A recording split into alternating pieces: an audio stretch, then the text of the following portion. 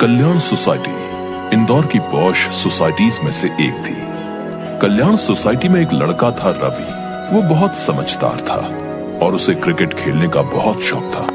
रवि की सोसाइटी के बराबर में एक दीवार थी और दीवार के उस पार एक बस्ती थी जहां कोई जाना पसंद नहीं करता था और दूसरों को भी वहां जाने से मना किया जाता था, क्योंकि दीवार के दूसरी तरफ बहुत गंदगी फैली हुई थी, जिसके कारण सोसाइटी वाले उस दीवार की तरफ बच्चों को जाने से मना करते थे।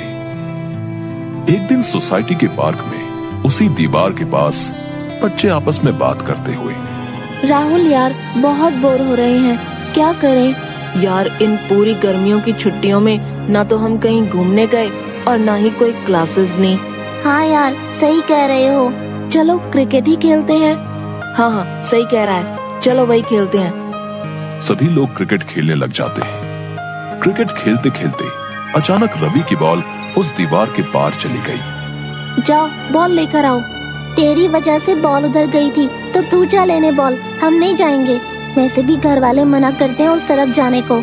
ठीक है तो तुम लोग यहीं रुको, मैं अभी आता हूँ।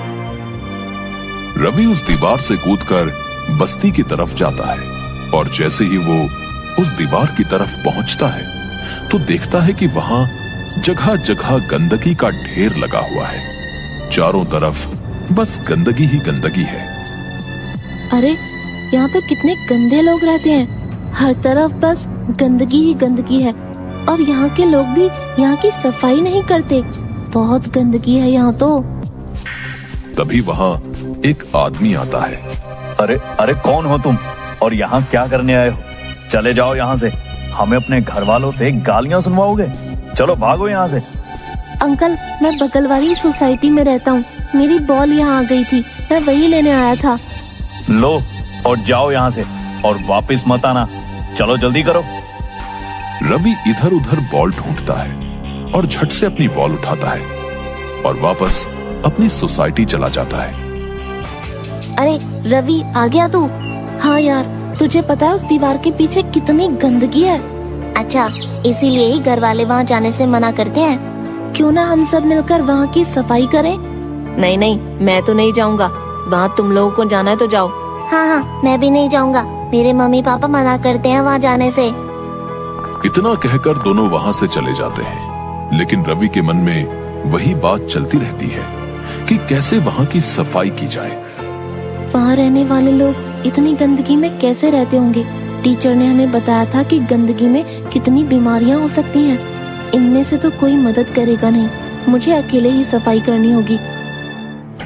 रवि अपने घर से झाड़ू उठाता है और चुपके से छुपकर झाड़ू दीवार के उस पार फेंक देता है और फिर खुद दीवार पर चढ़कर दूसरी तरफ चला जाता है। जैसे ही वहां पहुंचकर काम करना शुरू करता है तो वहां एक औरत आ जाती है।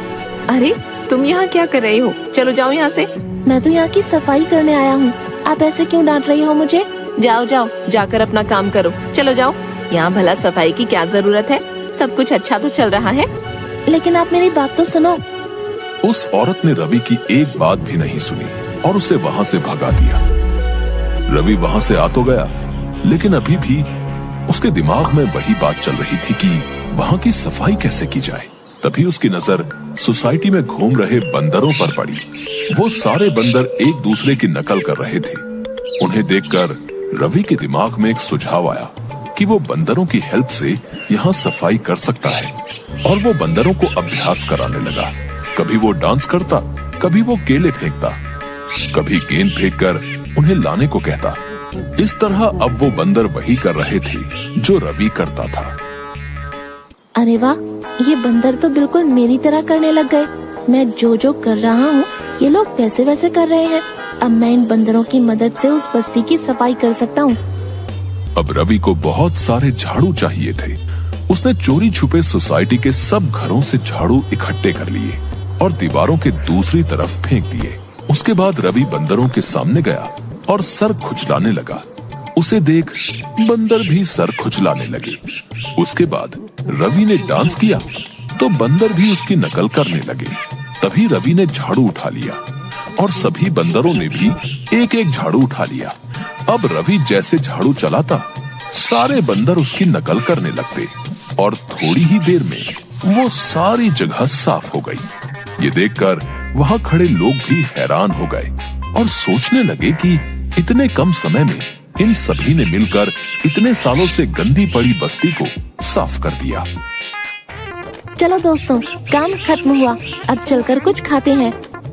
रुको बच्चे, तुमने ये काम करके हमारे पूरे समाज को एक बढ़िया उदाहरण दिया है कि अगर हम लोग चाहे तो मिलकर सब मुश्किलों का सामना कर सकते हैं और आस पड़ोस को स्वच्छ रख सकते हैं। हाँ अंकल, अगर आप लोग मिलकर सफाई करते तो आपको इस गंदगी में नहीं रहना पड़ता। साफ सफाई हम सबके लिए जरूरी है। हमें अपने शरीर के साथ साथ अपना आस पड़ोस भी स्वच्छ रखना चाहिए। धन्यवाद, अब हम लोग कभी यहाँ गंदगी नहीं फैलाएंगे।